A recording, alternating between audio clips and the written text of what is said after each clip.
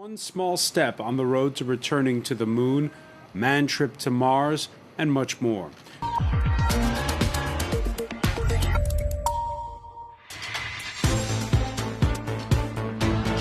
Welcome back, or welcome if you're just joining us. We're counting down to SpaceX's launch on Friday. Acclaimed science fiction writer Victor Dixon, your PHOBOS series has been translated into several languages. Victor, we were talking just before the break about these experiments taking petri dishes of what we described as blob up to the ISS. Are these the kinds of things you think about when you write? Well, as a science fiction writer, I try to imagine things that have not happened yet. And when I started to write the PHOBOS series in 2014, Mars was all over the news. I could feel the excitement. It was like the moon in the 60s, the next frontier. So I told to myself, I have to imagine how it could happen before it happens in real time.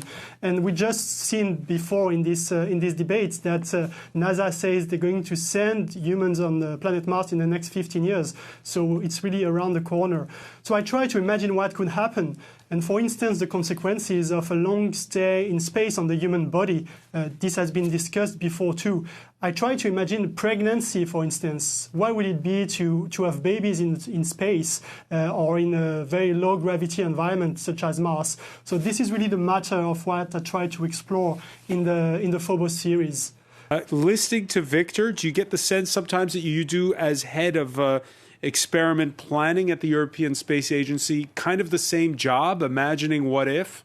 Yeah, that is a big part of it. There's such a huge variety of science that we're currently studying on the space station. We mentioned human research, but we have so much more to learn in biology, in material sciences, in radiation physics and environmental sciences, as well as fluid physics. So just understanding what are the big questions, what will it take to not only get us there, but sustain life there. There's really so many things to answer, and we want to make sure that we prioritize answering the most important questions when we do go. There are high stakes when it comes to the moon, when it comes to Mars. Victor Dixon, last week, SpaceX owner Elon Musk sent out a tweet. He said, if we make life multiplanetary, there may come a day when some plants and animals die out on Earth, but are still alive on Mars. Your reaction to that? There may be actually in the future some other planets, some backup plans to save biodiversity. But there is one word that came back often in this debate, and that is very interesting, is sustainability. It's true that if human life has to thrive on Mars, it will have to be sustainable, extracting the resources to live on the planet itself. We're talking about water, we talked about oxygen. But there is also one more thing to space conquest, is that it brings us back to Earth.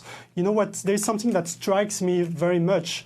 When astronauts, they first go to space, they all have the same testimony. They all say that from space, they can see how precious, how unique and fragile the Earth, the blue planet, is.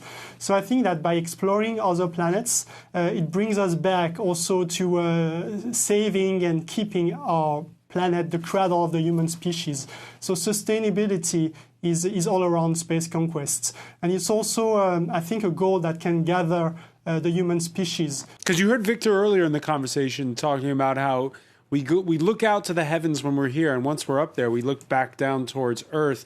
How much of your time, as somebody who works on the legality of space, is devoted to this issue of what happens right or just around the planet in our outer atmosphere? Well, absolutely. I completely agree with Victor. I mean, we search the universe to discover ourselves. So as we look out, we definitely look back in and we reflect back in. And so, yeah, there is a lot of concern about what we are doing out there and how that sort of reconstitutes our politics on Earth. I think the environment is a good example this idea that it was first when we went into space, as we thought we were looking out, but what we actually saw was our fragile planet, which is attributed with advancing the environmental movement. But then ironically, now we are creating environmental problems in space. And that's why I think, again, it's important to think about things like resource extraction and settlement on other planets. But there is sort of a feedback between looking out and looking back in, certainly. What captures your imagination the most? Well, it's just looking what's going to happen live because, as you said before, reality goes faster than fiction these days. The space conquest is happening. So it's fascinating to see it happening and try to imagine what could come next. So it's a bit of a race for a writer as I am. What do you see? What's your pet obsession as you prepare to watch that launch? What I love is when you mentioned this buzz around the launch, the fact that there will be so many young people watching it, and that it might stimulate them to go into studying science and technology, engineering, or mathematics. Kirsten MCDONELL, I want to thank you so much for joining us from The Hague. Jill STUART from London, Victor Dixon from Washington. And yes, our coverage will be live here on France 24 Friday from 8 a.m. Paris time. That's 2 a.m. if you're watching on the East Coast of the United States. Well, thank you for joining us here in this edition of the France 24 debate.